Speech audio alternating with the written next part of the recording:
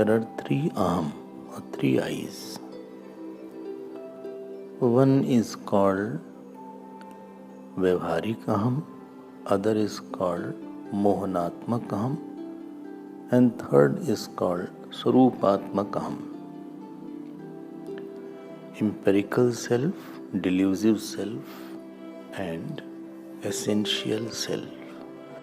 What definition to me the Prarabdha gives? I am father, I am mother, I am officer, I am doctor. Through which world recognizes you? That is called empirical self.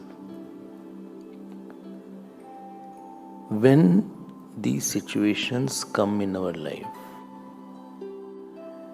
with my vasana and with my samskar, I interpret something in such a manner that any person, incident, action becomes very big in our mind. I get overjoyous or over sad, and I cannot give up that sadness and joy at will, and I forget my own essential self. This is called Mohanatmak aham or delusive self. This delusive I is where we have to deal with. Delusive I should melt away and we should live with our essential non-delusive I. Meditation is a process to see the thing as it is. Distancing the delusive I with the real I is your meditation. The delusive I is of the form of thought in which the reflection of consciousness is there. The real I is not in the form of thought. More you distance all these I's, more you will find that there is lot of inner freedom to express your quietness.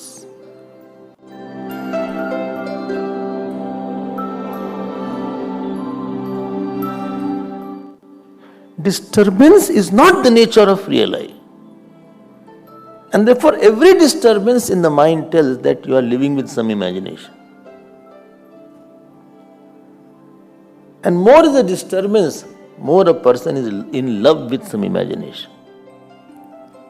So anything which is not your nature, if you take it, it will always be perturbing, disturbing, fearful. And I am telling you one thing, attachment is not the nature of the self, and therefore any attachment, if I bring it in my psyche, in my I, it will always be disturbed. When you are attached to something, that person comes in your mind and it is larger than not life, larger than world. As if whole world is very small in that person, in front of that person's bigness is there. Or I hate somebody, then also it's too big in my mind. You have over magnified it in your mind, and this is what is the delusion. My point is that you have a distorted understanding about the world. You have a distorted understanding about yourself. Wrong understanding you are keeping in the mind, and which is not close to that, which is not the nature of I, it will always be disturbing.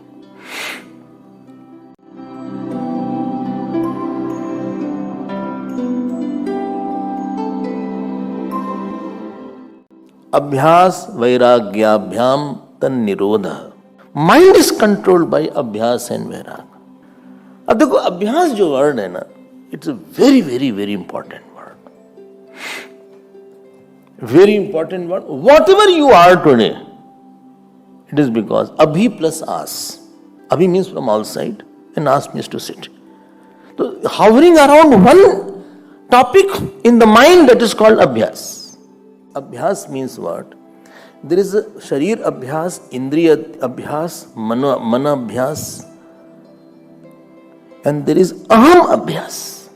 Anywhere there karma is involved, anywhere movement is involved, abhyas is always there. All your actional life is because of abhyas. Only what's wrong, I'm coming in that. All your indriya life is because of abhyas. Abhyas means you have formed some impression in your mind which is so deep now that you are not conscious about that it is the same. The thought is now continuous, is very spontaneous. Our habit should be such, abhyas habit should be such that it takes you to renunciation. And after too much of abhyas, that vasana, that samskar about that object or action has become too much, and you have created a demand in the mind for certain thing because of your abhyas.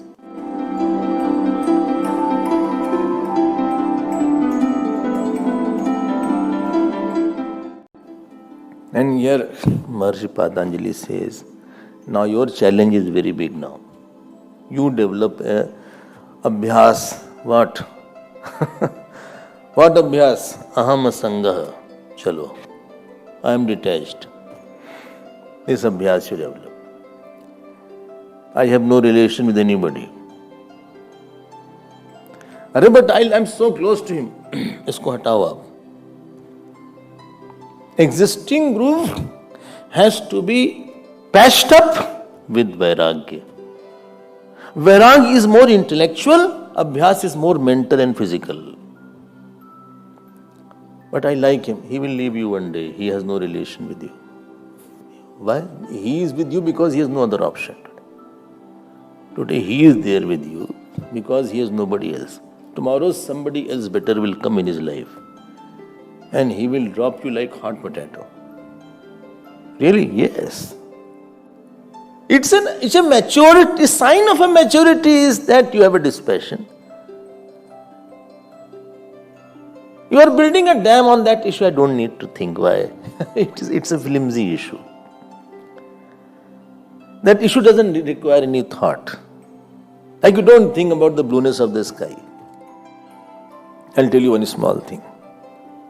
In Hiranyagarbha, in total mind, very beautiful thoughts are there.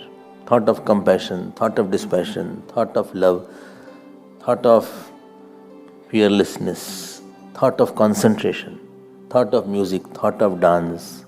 All thoughts are in excellent form. In abhyas, what you do?